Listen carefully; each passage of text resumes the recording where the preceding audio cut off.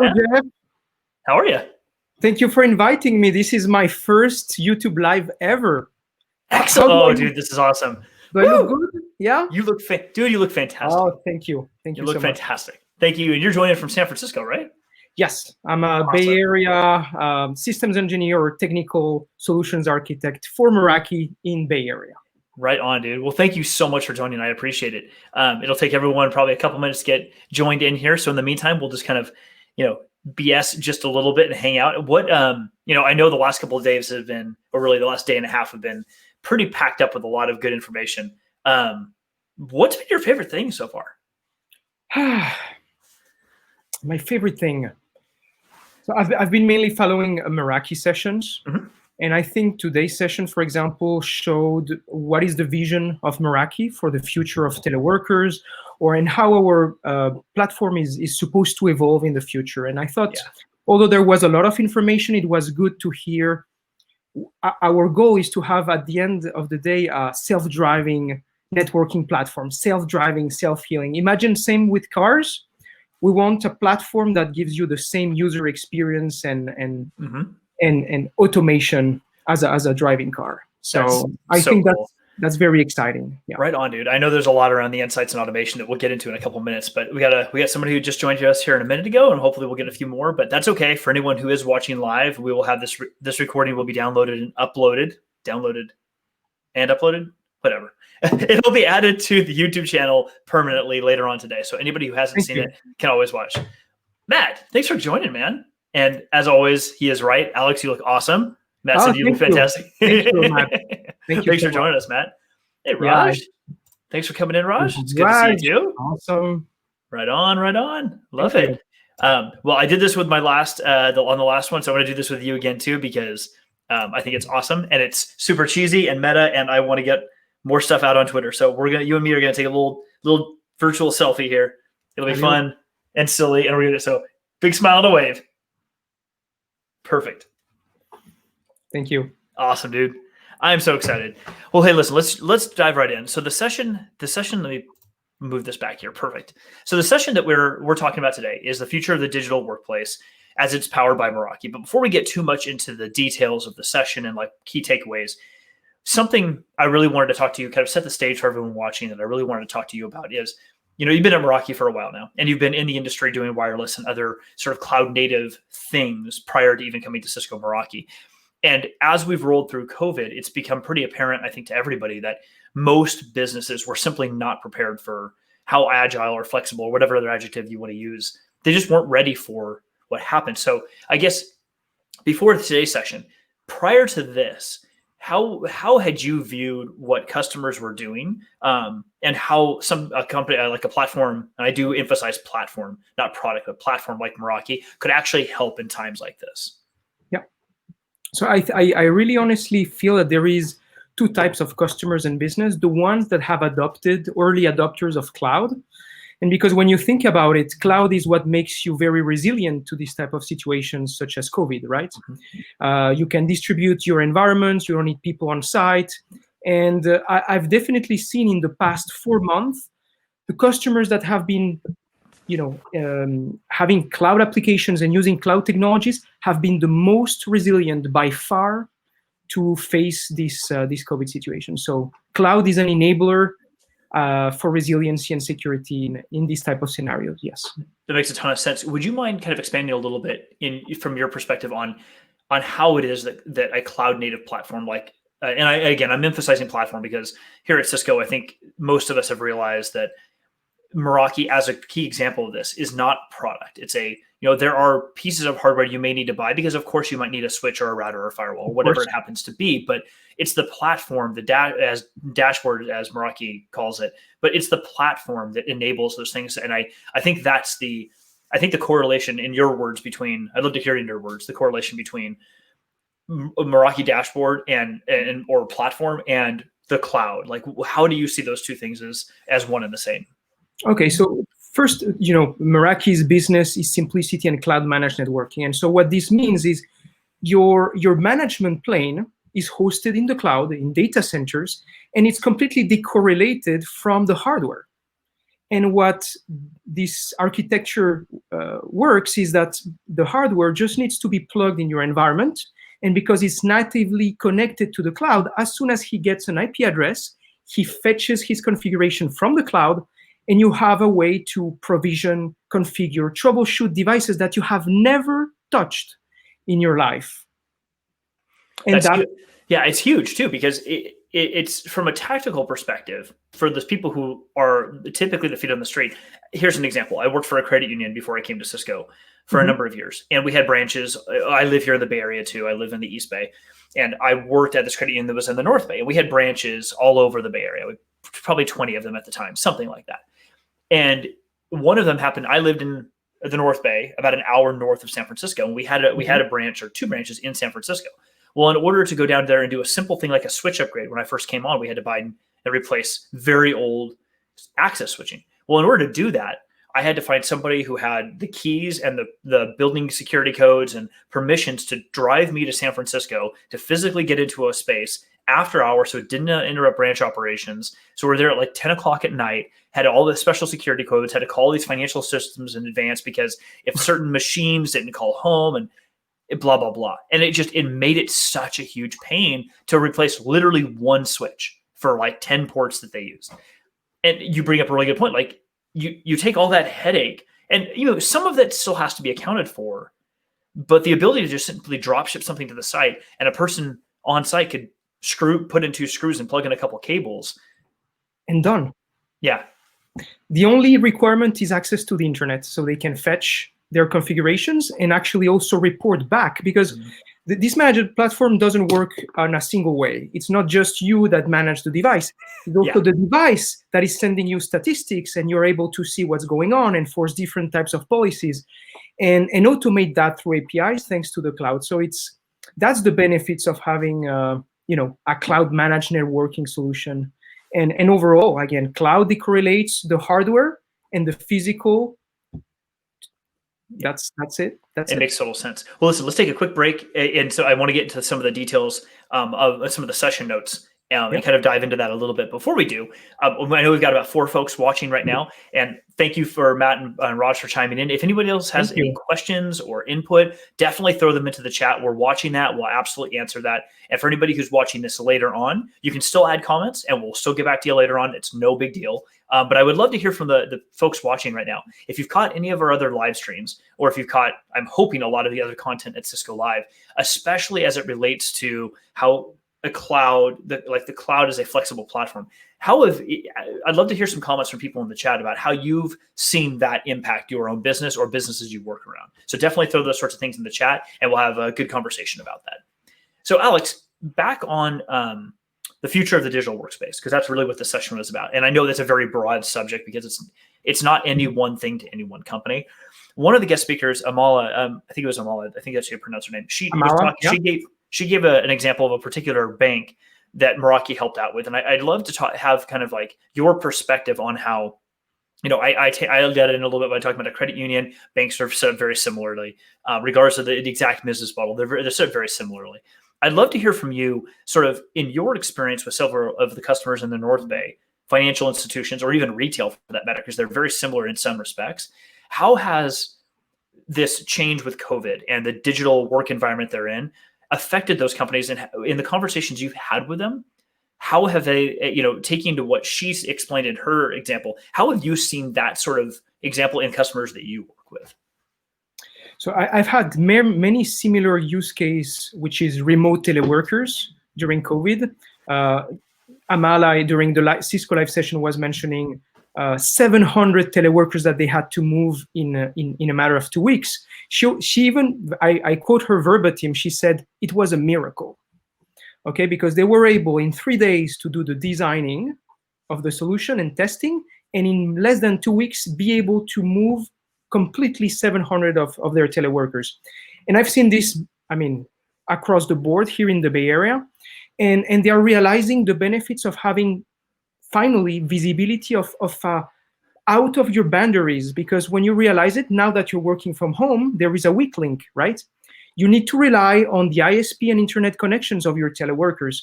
So how can you honestly secure, give access, and still have visibility while it's over your domain. And that's been really one good of point. the main benefits of the teleworker solution from Meraki. That's a really good point. I've experienced that, as being an IT operator in the past for other companies, that was always a challenge. And one of the reasons why even some of the larger companies I worked for didn't really want to adopt any sort of work remote technology, even when I first started there, was because of exactly what you're describing. They didn't use those words, but you could hear it kind of implied in the voice from higher ups that they basically couldn't keep an eye on what people were doing or how they're being productive. And because they couldn't understand and they couldn't really get out of their own way of how that could even look, the blanket statement was, no, we're not going to do it. But of course, in a situation like COVID, it puts you in a really bad place because you're not ready for it.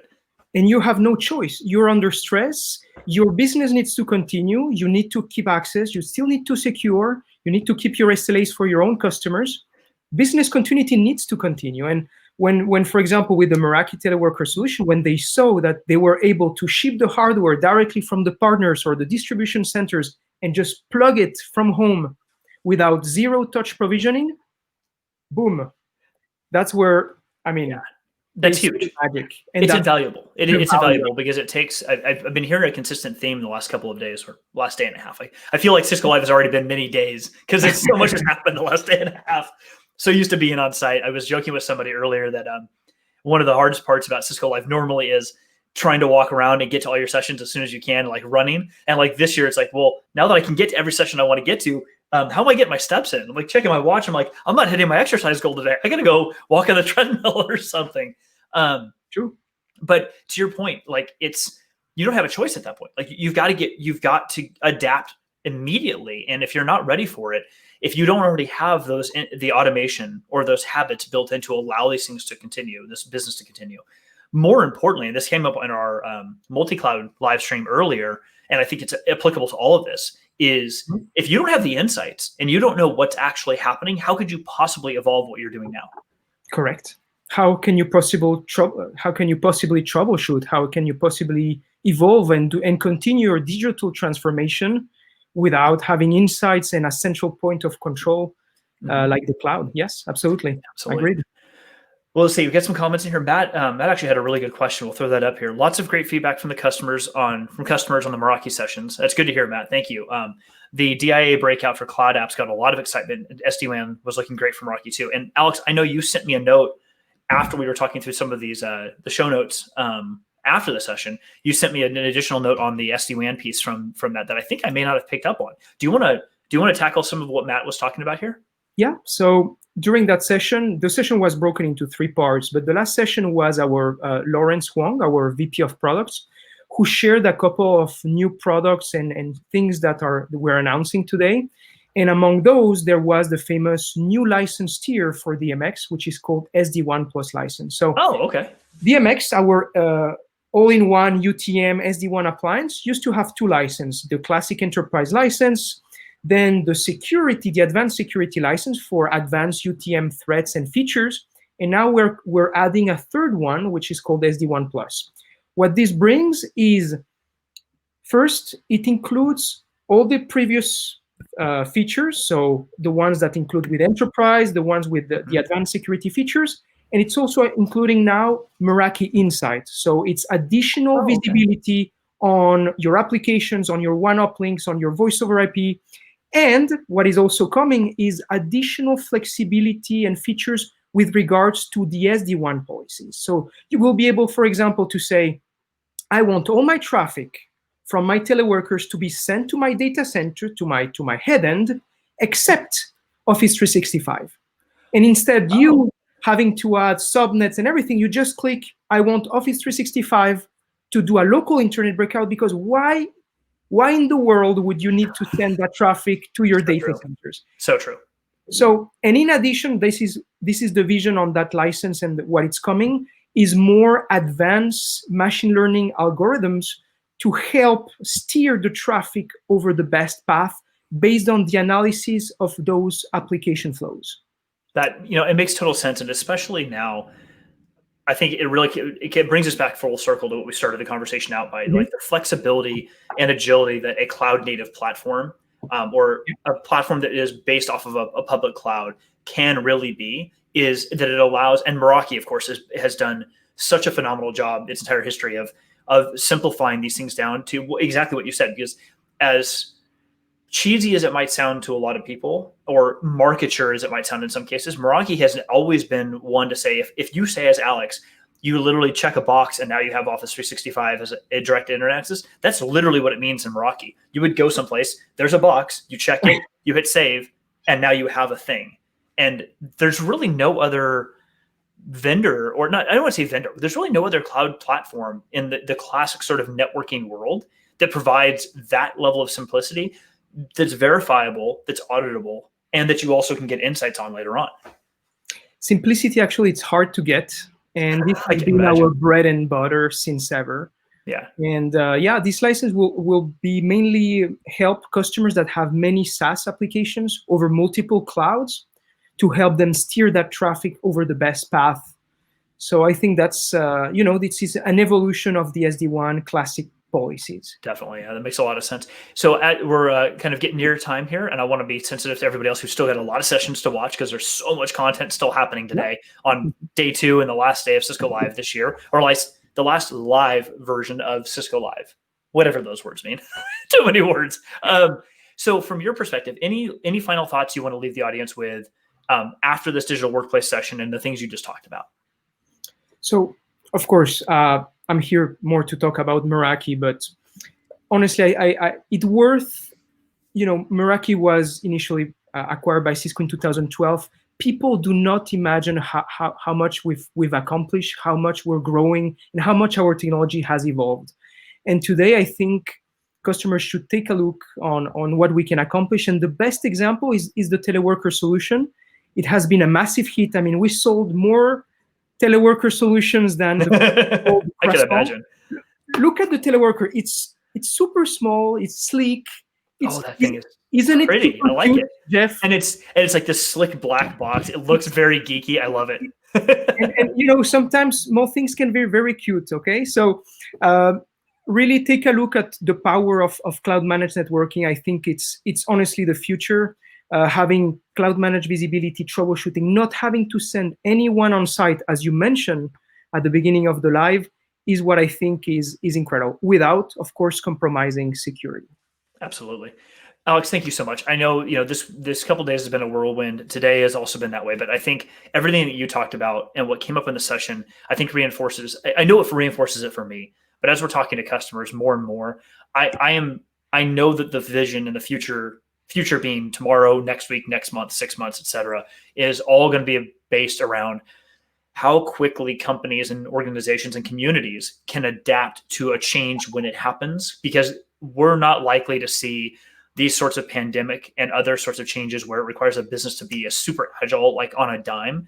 We're not likely to see that slow down anytime soon. I think this is going to be, we're even hearing this from all the scientific authorities saying that these sorts of things are likely to continue to happen on a much more frequent basis in the near future.